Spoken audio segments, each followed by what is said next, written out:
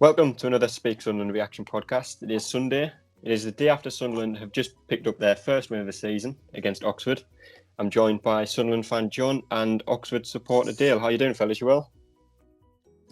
Yeah, I'm good, thanks. Yeah, I'm Dale, probably yourself? less good than the two of you, but yeah, it's not too bad. Got to say, it's nice to finally be back in some sort of routine with football being back, and it's even better when you win. Just before we get into the game and everything that's happened, I just want to send our condolences to the family of Lloyd Pinder. Lloyd was a massive Sunderland fan. He loved the club. He was battling with prostate cancer, something that a lot of people don't know enough about, and I still think awareness surrounding it is significantly lower than it should be, and Lloyd did everything he could to raise awareness for it. Sadly, I learned Lloyd passed away over the weekend. I just hope that he managed to see the lads pick up all 3 points on Saturday, and I hope he's as happy about it as we all are. But getting into the game, yesterday's win means we've now picked up 4 points from possible 6 at the start of the season. Not a terrible start. I think if the results had been reversed, say we'd beaten Rovers at home and drew with Oxford away, it would have been seen as a positive start of the season. John, this one's for you. How important do you think it is getting off to an unbeaten start? Yeah, definitely. I think obviously drawing last week wasn't ideal, but picking up 3 points yesterday, that can only be a good thing for momentum. And I don't know why, but we always seem to start slow. And especially going to obviously Oxford last season, we went there and picked up. I think was it a draw last season, or did we win? It was a win at our place last season. I think it was a win. Yeah, I think we won 1-0 because I think Flanagan scored there. I think Flanagan scored a header there. That's right. Yeah, I think when we did play, did we not play them early in the season and we drew? Might have been at our place.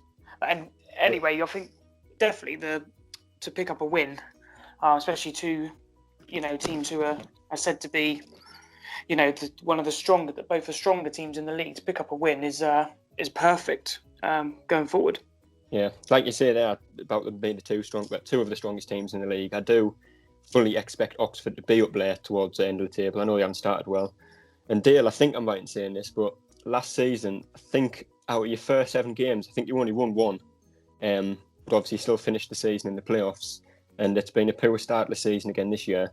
Do you think it's fitness, ability, lack of motivation? What do you think it is with what's happened so far this season? In the league, at least. I think it's a number of things. I don't want to be that guy that always blames injuries and blames referees or anything like that. But we against Sunderland, we had probably 6 sort of first team players that weren't fit. We had 3 first team players that were out, and then we had Jamie Hansen out as well. I don't know where he'll be within the team. So that's 4 that were out, and then we also had Mark Sykes, Matty Taylor, and Sean Clare carrying knocks in that game.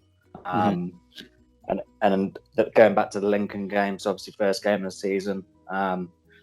So we've lost Rob Dickey in the summer. He's gone to QPR.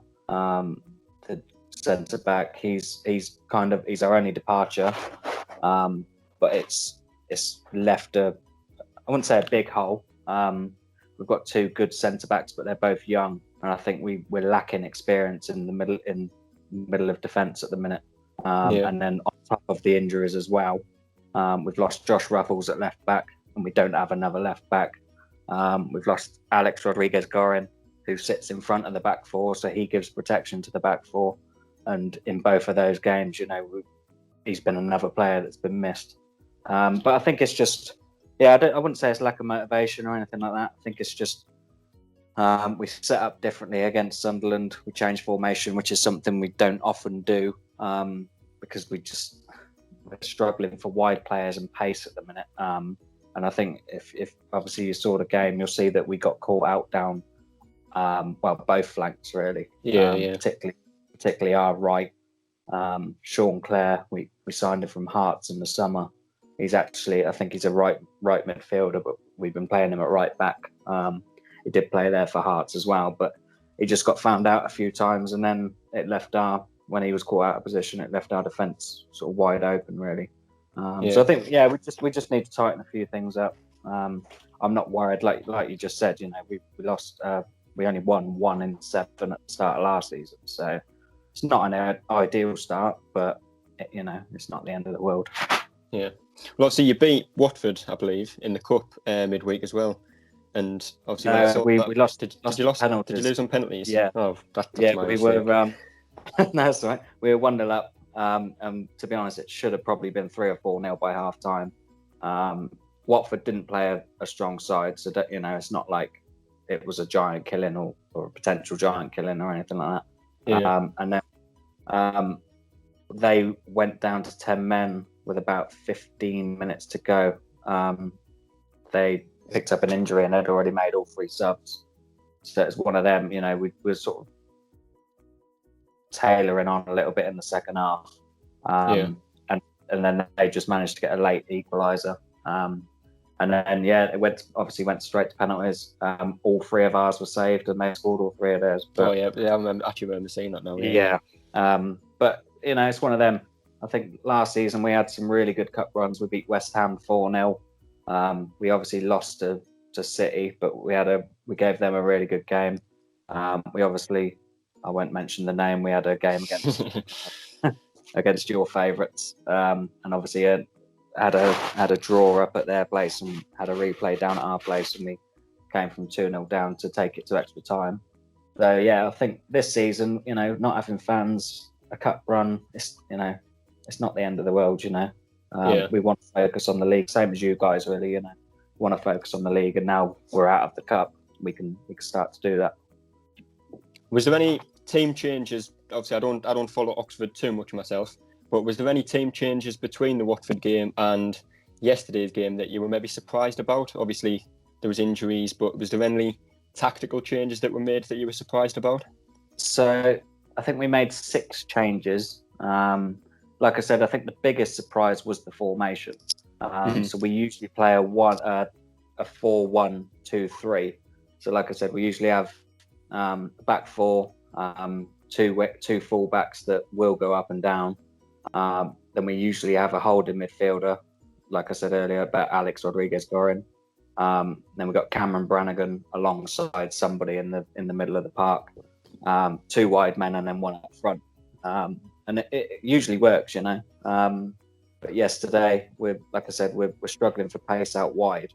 So I think Carl Robinson opted to go for, let's get the ball in the middle of the park, which is where we can play. So we went for a 4-4-2 essentially, with a diamond midfield, and we rarely play a 2 up top. And it wasn't a case of them not having chance. I mean, we didn't have any chances. We just couldn't get the ball out of midfield. So I think it wasn't that the tactics didn't work, but I don't think that was the main reason. I think we're still lacking in a few key areas, and I think the fact we had to change formation to try and accommodate the players we had just highlighted that, really. So yeah. Well, it was the first league win for Sunderland since 22nd of February, I believe. We beat Bristol Rovers 3-0. And funnily enough, it was Gooch and O'Nien who were 2 of the scorers in that game as well. It was also our first away win in the league since we actually beat Oxford 1-0 in your place. Flanagan with the goal. Obviously, initially when the team news was announced yesterday, I think a lot of Sunderland fans, including myself, were sceptical about the likes of Flanagan and Ledbetter playing. John, what were your first thoughts when you first saw the team? Were you confident of getting a result? I said last week the 2 changes we wanted was Flanagan and to come out, and who else was the other one? It was Scowen, wasn't it? Can't think now. Oh yeah, so we wanted Scowen and Jamajli to come in, but and obviously before the game, obviously there was a lot of comments on social media and stuff, and I was probably one of them who said I think Scowen should have played, but to be fair, the players who did play actually did okay for me. Flanagan was okay, if not unspectacular, and I thought the middle of midfield, Ledbetter and Power, probably Ledbetter was the better of the 2 for me. And he actually, first half, I wouldn't say anyone really played really well, but the 2 changes that we probably would have made that obviously didn't happen. For me, they actually did okay. Yeah. Touching on the first half just briefly there, I've got to say I can't think of a worse first half of football in the last few years. I mean, it was abysmal to watch, and obviously if you're watching through the Sunderland stream, there was no commentary as well, so there wasn't even Gary Bennett getting excited to listen to. It was shocking to watch. But I mentioned in the last podcast we recorded last week, and I'll probably continue to mention it, but the lack of youth in and around the team continues to worry me. I thought Dan Neil was our standout performer in pre-season, and we're still yet to see him make an appearance in the league, even as a substitute. And I've always said, if you're good enough, you're old enough. John, why do you think Parkinson seems to ignore the likes of Neil and Diamond when it's clear to see that they are players that will benefit us going forward? I think at the moment he's just got his trusted men going forward. He did say, I think he said in a press conference that their time will come when the games are coming thick and fast. But obviously at the moment he's happy.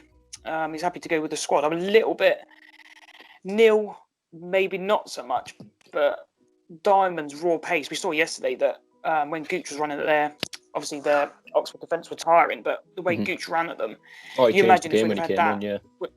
Imagine we had that with Jack Diamond's pace, and you think about either side, and I think the scoreline would have probably been a little bit more than it was with a bit of pace. But I don't know why he's not. I just think he's trusting he's got his trusted people going forward, and when the games do come, obviously Tuesday, Saturday, I think we will see, because we know some of these players they just can't keep up with that. Obviously, that level of performance twice a week. We know that because we've been down here for so long with relatively the same players. Yeah. Dale, this one's for you. Obviously, we wrote our match preview earlier in the week, and we spoke to Oxford fan. I think it was Grace we spoke to, and one of the questions I asked her was regarding Ben Woodburn. Whenever I saw him play last season, he looked like a real tricky player, pacey, which is often enough in this league. And obviously, I think he's went back to Liverpool now. Do you think not having Woodburn this season will be a blow to yourself? But we didn't really see enough of him, actually. I think he only played about 13 games. He got injured at Accrington. I think it was late October, early October. And he was due to come back, I think, around January. And he actually picked up the same injury. He broke a bone in his foot against Accrington. And when he was due to return, he was training with Liverpool. And he actually broke a bone in his other foot just before he was due to return to us. So I don't know, it's a difficult one. I don't think we really saw enough of him to say, it'd be great to have him back. Obviously, we've seen what he's done with Liverpool and with the youth team and everything, and he's obviously a talent.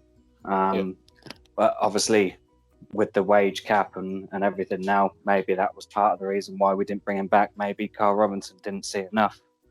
But I think he's gone on loan to somewhere in Holland anyway now. I think he had a brief spell with Sheffield United as well.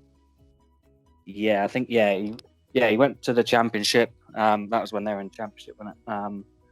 And he was okay. And then I think the sort of message was, let's sort of try you at League One level. And I think, to be honest, if he was fully fit all season, it'd have been a great signing. Don't get me wrong, but we didn't see enough of him, in all honesty. Say he got injured quite early, and that was it, really. But it was something that got the game underway. And like I say, it wasn't a great half of football. Neither side really looked like scoring. But Sunderland seemed to just be relying on set pieces, free kicks, corners. And I saw on Twitter, I'm not sure if you saw it, John, but I think it was Roker Report tweeted it. But apparently since Parkinson's taken over, we've only scored 3 goals away from home from open play in 34 games. How do you think that would hold us back this season? Yeah, definitely. I think we've definitely got the strikers there. I don't know if we play a little bit defensive when we go away from home. It's almost like, obviously, we went away to Gillingham, and remember Parkinson famously said that he'd happily settled for a draw. Yeah. Like those types of games, So I don't always. Whereas at the Stadium of Light, it's a little bit different ball game. If you know what I mean. Obviously, there's no fans at the moment, but when there is fans, it's you need to go and get the 3 points as opposed to an away performance. See, I wouldn't have said yesterday it was an attacking to go and get the 3 points. I think the first half was a little bit okay. Second half, I think we were slightly better, and then we created chances and we got maybe we can call it a fortuitous first goal, one for the purists. So it was like I've even written it down. It was like a proper League One away performance. It wasn't pretty, but we got the job done and sort of managed the game after that. If you see what I mean. Yeah, I'm not sure what Parkinson did or said at half time, but as soon as we came out for the second half, we came out a completely different team, and it was perhaps the team that fans are expecting to see this season. We looked sharp, composed on the ball. We looked quick moving the ball around, and obviously we scored within 2 minutes, 09 with the volley. And I've got to say, it's nice to finally get a bit of luck in this league. I mean, you know yourself from the last 2 or 3 years we've been in this league, luck hasn't been on our side very often. No, definitely not. And I think as well, that obviously it's got a contrast to last week. Obviously we conceded so early, and obviously it put the frighteners up us for quite a long time. Even Max Power alluded to that in his post-match interview. Whereas yesterday after half time we score an early goal and it almost settled us down quickly. It was almost good for us. And then I don't think that then our Oxford really tested us. And then that's what I mean with the game management. We were okay. We created a few chances, and then we did actually have the quality to obviously bring Gooch on and Wyke on, who I thought both did really well. And obviously Gooch against tired legs is always going to be an asset in this league. And I thought it was a good, proper League One away performance. Yeah. Obviously Dale at 1-0 down, and I know we've touched on your injuries, and I think there was 6 or so players missing. At 1-0 down, were you confident of getting back into the game with the players that you had at the disposal? I mean, from the way the game was going, it was one of them. We just weren't creating any chances. So, as soon as you guys scored, it was a case of, right, okay, well, we need to make some chances. And I can't think off the top of my head of many chances in the second half. I think the closest she came to scoring was, I think Mark Sykes had It was a neat play on the edge of the box, to be fair to Oxford, and I think Mark Sykes found himself through on goal, but he dragged his shot just wide. That's the only time I really felt like Oxford could score here. I think we had one in the first half where Atkinson, who's our centre back, burst forward, sort of ran through midfield. Well. Ran through midfield, and he passed it to Henry, but his shot was, just easily saved. But that was our only shot on target. When I looked at the stats at the end of the game, that was our only shot on target. But it was one of them. We had a few sort of half chances, more in the first half than the second half. But it was one of them. As soon as the goal went in, I sort of thought, I don't know about this one now. We're not really creating much, and I wouldn't say confidence is low, but that's kind of how it felt, But Parkinson made some changes in the second half, and I think it was Power who was substituted off first, and Scowen replaced him. I think that was more so on the side of caution, because I think Power picked up a needless yellow card in the first half for arguing with the referee. And I think when Scowen came on, we were a better team and we looked more attacking. And I'm a big fan of Scowen, and we spoke a lot about it last week. I've spoke a lot about it on Twitter. And John, we spoke a lot about it on the podcast. Why do you think it is that Scowen doesn't seem to get a game in the team? I genuinely don't know. Again, he's obviously got Max Power is his captain, so his captain's going to start every week. But then Parkinson came out midweek and said that he was competing with Scowen was competing with Maguire. For the show. So that was quite a strange one, because I don't think I don't know if it was just because Chris Maguire was back at Oxford, but I thought yesterday he was really decent, led from the front. He always wanted the ball. Not everything came off, but that's the type of thing that you get with Maguire. So I don't think Scowen's going to be. I don't think he's going to beat Maguire to that position. So I think he obviously still fancies Ledbetter, holding Ledbetter and Dobson. And then I don't see where Scowen comes in unless Power is injured or there's a problem with Maguire. Yeah. So obviously just touching on what Parkinson said with him competing, I think a lot of fans, especially the ones I saw on Twitter, were confused about that because obviously when we've seen Maguire, we've seen a lot of him as a winger. So a lot of people were comparing that aspect of it, thinking, well, Scowen's not a winger. But I think with the new system we seem to be playing is 2 up front with Maguire playing almost as a shadow striker and an attacking midfield role. And I know when we played Villa, I think Scowen played in that attacking midfield role. So if they are competing for places, like Parkinson says, that's the only way I can see it happening. But from what I've seen at Scowen at QPR, he's not an attacking midfielder. He doesn't score too many goals. He seems more of a box-to-box player.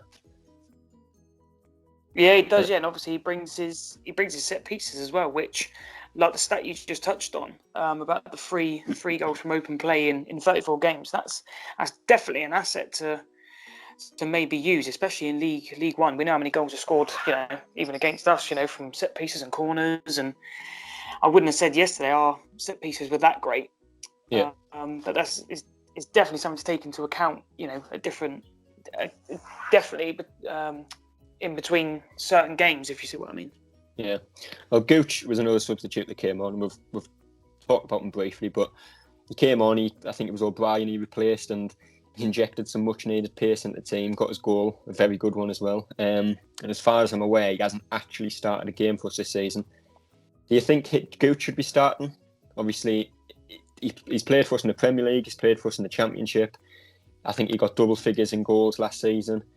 Do you think it's harsh on Gooch not to be starting, or do you think it's justified for him to come on as an impact player off the bench?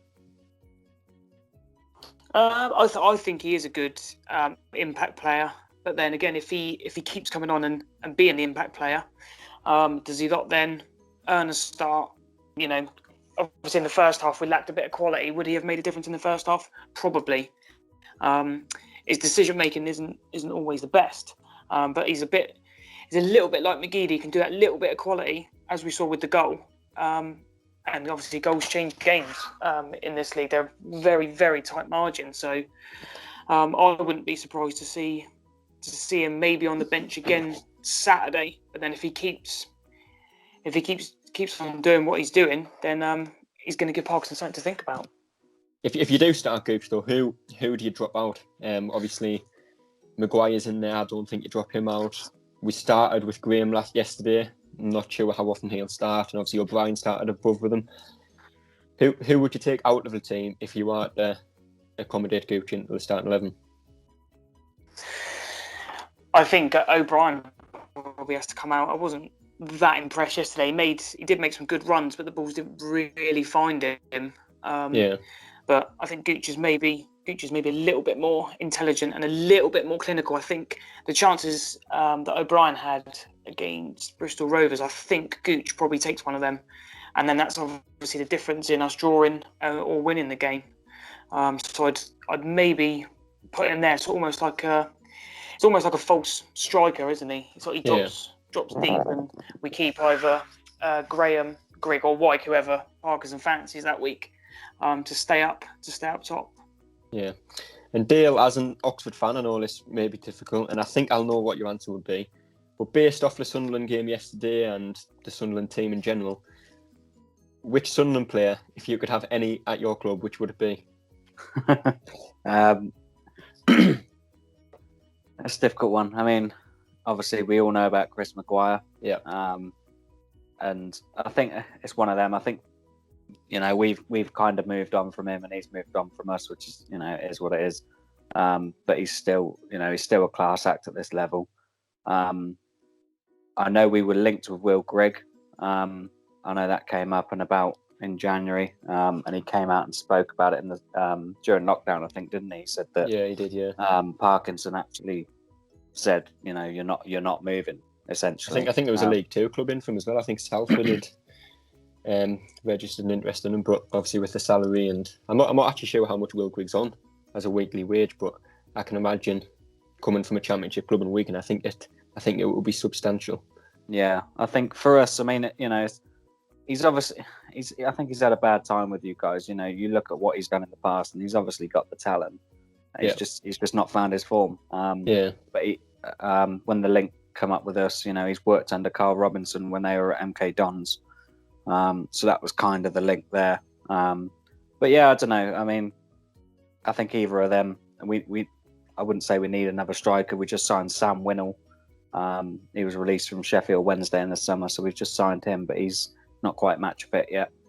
So yeah, we need a sort of winger and a left back really.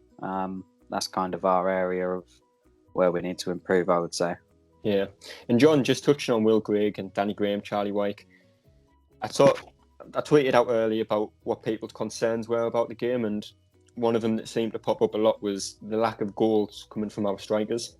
Obviously, it was Gooch and O'Nien, a substitute and a wing back with the goals yesterday, and it was very similar last season where we relied on Maguire or Gooch, or we had a lot of players to chip in with goals, but none of them with our strikers. Do you think that is an area that will affect us this season? Yeah, at the moment, definitely. I'm willing to give the strikers maybe a slight benefit of the doubt, only because I don't think the servers. I can't remember Danny Graham really having a chance yesterday. I don't think he touched the ball in the first half. No, exactly. Despite how many crosses, especially from Denver Hume, obviously his crossing's another aspect, but I don't think the service is quite there, which it should be. Like if we were talking, if these strikers had sort of 2 or 3 chances a game and they weren't putting them away, then I think I'd be worried. But it's more, I'm willing to, like I say, to give the strikers the benefit of the doubt just at the moment, because I don't think they're creating enough. I was fairly happy with when we scored our goal. Obviously, it was fortuitous. So Powers in the box. I think it was with then Maguire. I think touched it, then onto 09. So we got 3. I think it hit him more than he touched it, but we'll take it. Yeah. Okay. Yeah. But yeah, I think for those 3 to be in the box, that's a good sign, because normally we struggle for people being in the box, but it never seems to be one of our strikers, in that position, ready to get a shot off. So I think we really, really do need to work on the service. We need to be getting these strikers. Obviously, we know Charlie Wyke has struggled. Grigg, again, has struggled. But I just don't think they're getting the service that they should be with maybe the players we've got. Yeah. Well, on the topic of strikers, obviously Matty Taylor he was on loan at Oxford last season. He's back there this season. I think he scored 13 or 14 goals last season for you. How confident are you that he will score the goals to propel you back up the league, back into the playoffs, possibly even the top 2? He was when we signed him in the summer, it was a really good addition. Our sort of business model is to sign generally sort of younger players, either from England or from, we have quite a good scouting network in Northern Ireland. We've had a few come over. Obviously, we've still got Mark Sykes, and we just signed Joel Cooper. And then we had Gavin White, who's now at Cardiff. But yeah, no, Taylor, like I say, he goes against the model because he's 30. But say we had him on loan last season. He scored 17 in all competitions. And it's the thing that we've been lacking. We haven't had a close to a 20 goal a season striker, and he is a 20 goal a season striker. Yeah. When he joined last summer, he didn't have much of a pre-season, so he was kind of playing catch up, and then he was alternating with Jamie Mackie for games. So I think if he would have had a proper pre-season, he had a couple of injury niggles during the season as well, which obviously could happen to anyone. But yeah, I think he would have got 20 goals last season. And again, if he stays fit this season, I think he'll probably do something similar. I say he took a knock and he was a doubt for yesterday's game. I don't think that affected his performance. I just think we couldn't get the ball to him. But no, it's a quality addition. Really good at this level. He looked really lively yesterday, and I think that's something that, this season as well, it will cause teams like Sunderland a lot of trouble. Obviously, I don't think he actually had any chances really to get a goal yesterday, but he was always linking the play, and he looked like a player that I think would do well at Sunderland as well. But like I said, I think Will Grigg, I think if we were to stick with him, if we play the right type of football, which I know we're capable of, because we did it in the second half yesterday, we did it multiple times throughout the season last year, I think Will Grigg will score the goals. But I know I seen his brother tweet out after the game. He'll probably do something similar. Yeah. I say he took a knock and he was See that? Do you think it was harsh leaving Will Grigg out of the team after just one performance? Yeah, a little bit, but then I think a game away from home, I think he had to go with either Graham or White, just sort of and it sounds harsh or partisan, but we'd like to play the long balls out, and I don't think Grigg is going to hold them up. Not that White and Graham, especially Graham in the first half, didn't really hold them up. But I can sort of see what he's thinking, even though obviously it didn't do anything. Whereas if we were going to play the football and the intricate football and then into feet, then obviously Will Grigg is probably going to be your man. But I don't think that was the plan yesterday. Yeah. Well, the game finished 2-0, as I'm sure many of you are aware. And it means that Sunderland are now 5th in the league and Oxford are, you might want to cover your ears for this one, Dale. Oxford are 24th in the league, bottom of the table. I do expect both teams to be up there once again towards the end of the season. Obviously, Oxford narrowly missed out on promotion last season in the playoffs, and Sunderland didn't even get into playoffs, which was a shame. But we'll move into the final stage of the podcast, which is the player ratings. Dale, feel free to join in if you even recognise some of the players. But John, will start with Lee Burge. I think in the match report that I wrote, I gave him a 6 out of 10. He looked a bit shaky with crosses. I think it was in the first half. The ball went over the top. He came to collect it, never got there. Oxford player headed it over the top of him and it bounced just wide. Out of 10, what would you say? Yeah, I'd probably go with a 6. Like you say, on one or two crosses, he's still a little bit hesitant, which is what obviously cost us last week. And then obviously the one that went just past him and he sort of let it go as if he thought it was going in, but it didn't. So I think he was a little bit lucky with that, but he did ultimately keep a clean sheet. It's probably more how good the back three were than he was, because they obviously stopped a lot of obviously Oxford attacks before they could even get to him. So I'm surprised they didn't fire a lot more high balls into him, because that's definitely a thing I would have thought of. But a clean sheet, I don't think you can argue with that, and that would probably do his confidence a bit of good as well. Yeah. Next up was Luke O'Nien, and again in the match report, I think I gave him a 7 out of 10. But that was mainly based off his second half performance, because I think he was quite anonymous in the first half. Obviously, he's normally quite lively. He's normally linking up well with Willis on the right hand side, but almost every cross he made in the first half seemed to, get cleared out by the first man, and defensively he was a bit questionable.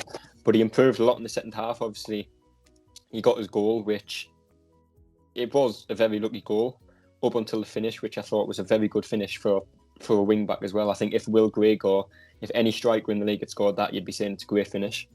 So again, 9 out of 10. What would you say?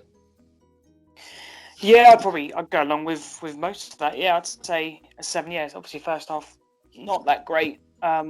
Second half he scores, probably does his confidence a world of good. Works hard as he always does, and I think especially last 20 minutes, I think his game management, obviously in that corner, was very good, which sometimes we lack as a team. Yeah, Jordan Willis, I gave him my man of the match. I thought him and Bailey Wright were two of our best players yesterday. I thought he looked a lot more assured in the back three than he did against Bristol Rovers. And obviously, it was an assist. It does go down as an assist for Gooch's goal, but obviously it was Gooch's run finish that made it. I think I gave him a 7 out of 10 as well, similar to a 9. What would you rate him? Yeah, again, same. He's probably one of our best players, the most consistent players. You know what you're getting from him. He's got pace and power, very good in the air. Maybe could have got forward a little bit more, but we are away from home, so you've always got to be a bit wary of the counter-attack. So yeah, I'll go along with that. I think having Willis in the back three as well works well, because like you say there, he does push forward, and I know not so much last season, but our first season in League One, a lot of the goals we conceded were from getting caught out with counter-attacks. Because, we had Jack Baldwin, Tom Flanagan, Glenn Louvens, who it's definitely not the quickest. I think having Willis on the right-hand side of that back three with the pace certainly benefits the team as a whole.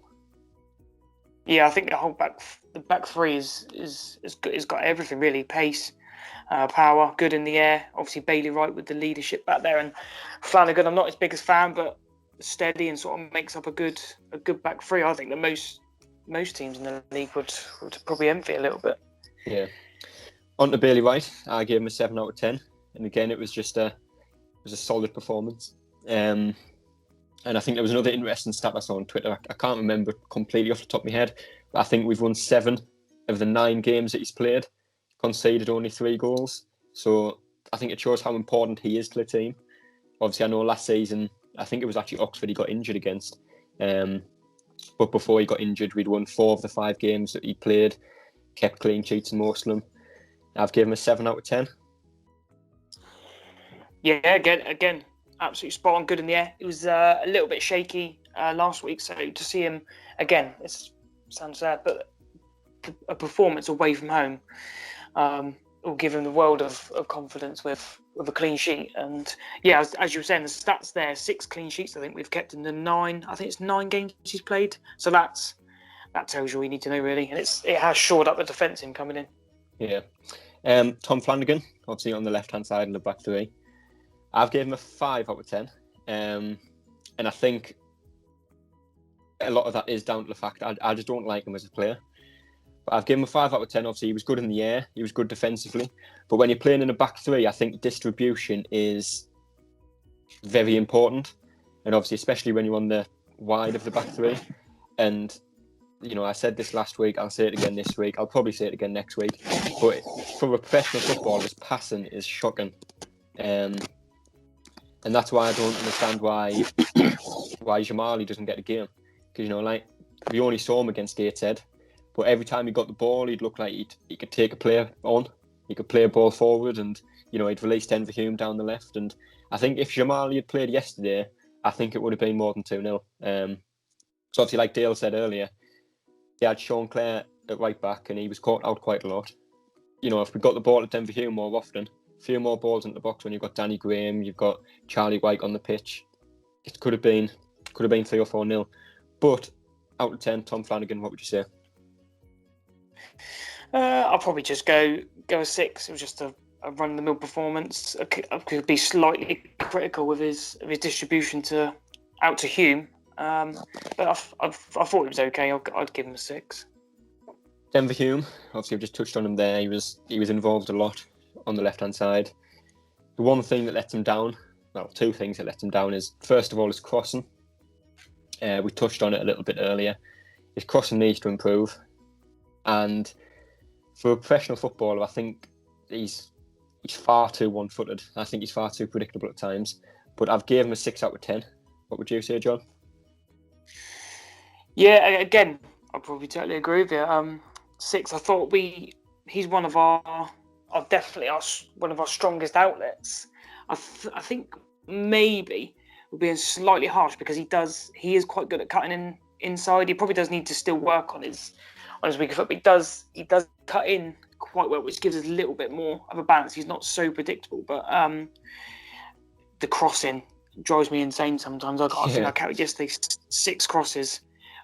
We've got to be hitting one of them.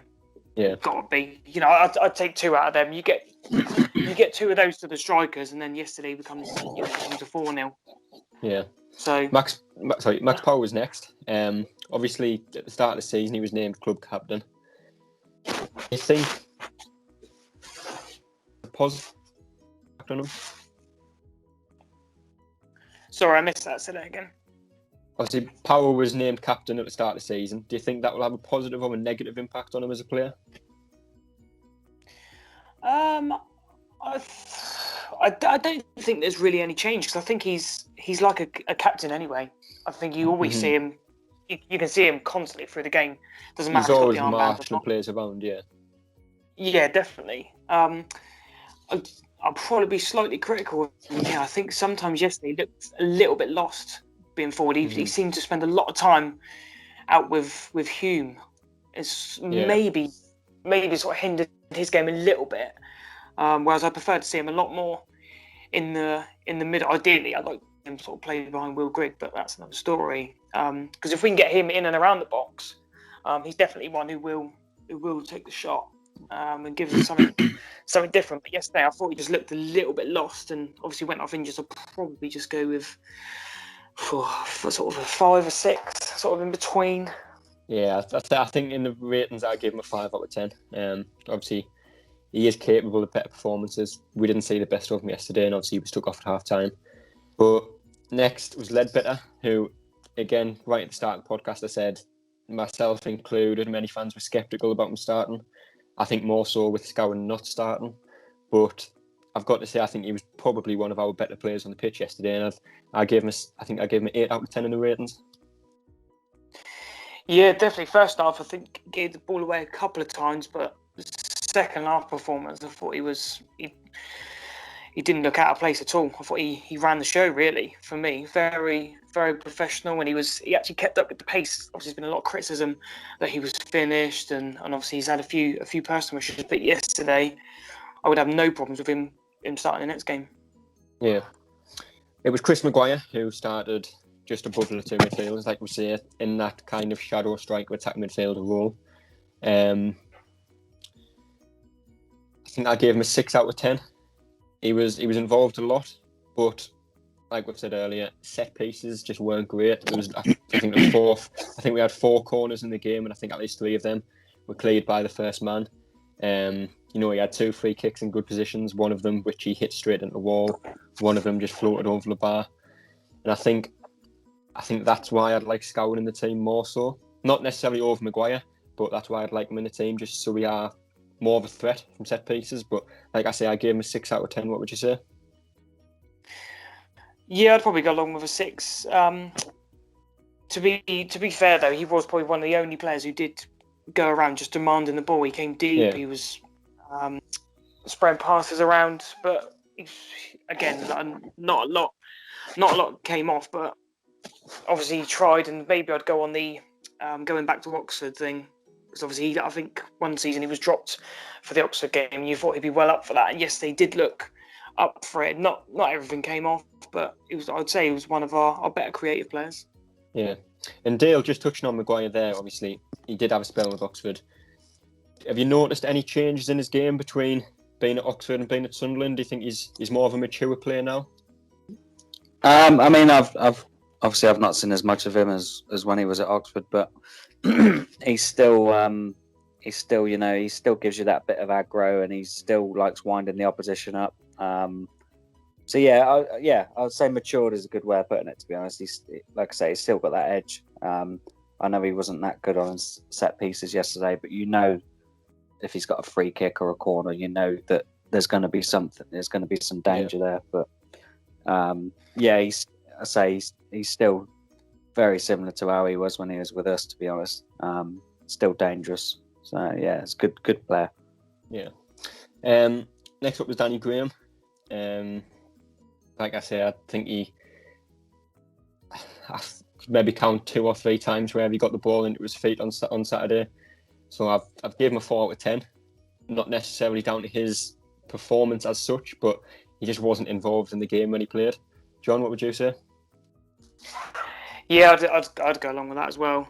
We didn't really, I don't want to say strengths, but we didn't really play to his strengths. We spent a lot of time rolling around on the floor trying to sort of get free kicks, and it was almost like playing the Charlie White role. Just stay at the top, try and win the balls, get the free kicks, and it didn't really come off at all. And obviously he was hooked off fairly early second half.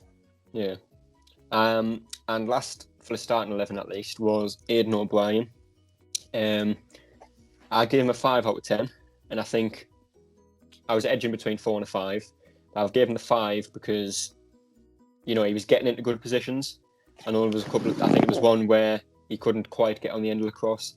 There was one cross that went in that he got too much on. So I think it's positive to see someone like him getting in the right positions. But, if we hadn't won that game yesterday, I think a lot of people would be questioning him, saying, you've got to finish them chances, you've got to be taking the opportunities that you get. So have them at a 5 out of 10. Yeah, I'd probably agree with that. A few times I saw him make the good runs, but the balls just didn't come. So it's maybe not all on him. I'd probably put him on the bench for the next game and maybe swap him out for Gooch. I think Gooch is a little bit more intelligent than him. Yeah. The strikers didn't seem to play, even though there was 2 up there. They didn't seem to play together or be near each other. They sort of played Graham sort of up top in the middle, and O'Brien was sort of running the channels and not really doing anything. So it was a bit of a waste, really. Yeah. Scowen was the first substitute, obviously replacing Power. He didn't get on the ball too much, but the bits that he did get on the ball, he was looking for a forward pass, and he had a good chance to actually, I think it was a double our lead at the time. Obviously, Max Power played it back to him, and his volley, he hit the volley into the ground, and Eastwood collected easily. I'd give him a 6 out of 10. Kind of a generic substitution rating, but he didn't do anything wrong, didn't do anything great, just an average performance from a substitute. Yeah, again, exactly the same. I'd agree. He did frustrate me in the corner when he just needlessly gave the ball away and sort of put us on the back foot. But that can happen, so I wouldn't be too critical of that. Charlie Wyke obviously came on. Not actually sure who he replaced, but he came on with 20 minutes or so to go. And I've wanted Charlie Wyke to succeed since he's been here, but I'm just not convinced he will. There's some games where he looks like someone who will score 15 to 20 goals a season. And then, there's other games where he looks like he couldn't score if the other players left the pitch. But I think yesterday he came on, he did help the team. I've given him a 7 out of 10 just because I think his hold-up play, was quite good. Obviously linked the play up well a little bit better than he usually would. So a 7 out of 10 for me. Yeah, I'd go along with that as well. I think he made the run and took the defender out, one of the defenders out of the way for Gooch to run into. So that was quite intelligent of him. And then sort of last 10 minutes, I think his game management in both corners, I thought did us a world of good, because normally other teams doing that to us. So I was quite impressed with that, and it doesn't normally happen. So let's hope he keeps that up. He didn't look like a goal threat, but then again, he didn't really come on to be a goal threat, so we can sort of maybe let him off that. Yeah, and obviously last was Lyndon Gooch. Gave him a 7 out of 10. He came on, changed the game, injected some pace into the team. We looked a lot more of an attacking threat when he came on, and obviously he took his goal very well. Great finish, great run. 7 out of 10. Would you agree with that? Yeah, definitely. Yeah, maybe even go as an 8, because he did come on, changed the game, and scored a goal to obviously settle it all down. A little bit of quality that we probably need sometimes. We don't always get it from him, because sometimes it's a bit indecisive. But yeah, I haven't seen many Sunderland players sit defenders down for a while, so it was quite good to see, actually. Yeah. And your man of the match for the game, who would you pick if you had to pick one? I'd probably go with Bailey Wright. Yeah. He was very, very good for me yesterday, especially after last week. Yeah. Well, next week, Sunderland do play Peterborough.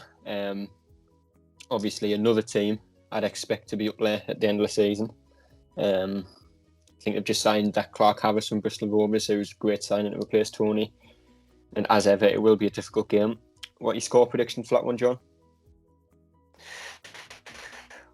I'm going to go 2-1 Sunderland.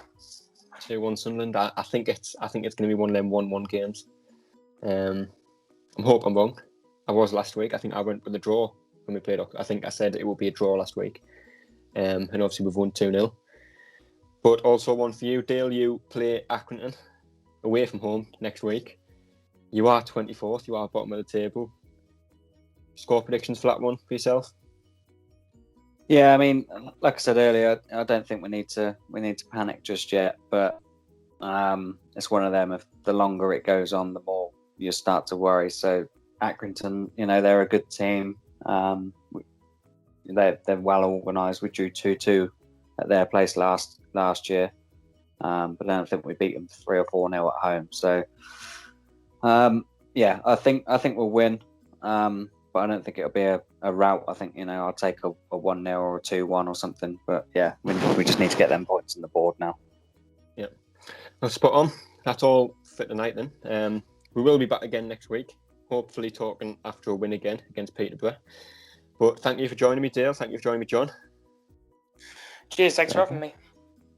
Yeah, cheers. And we'll see you all again next week. So see you later on, boys. Cheers, guys.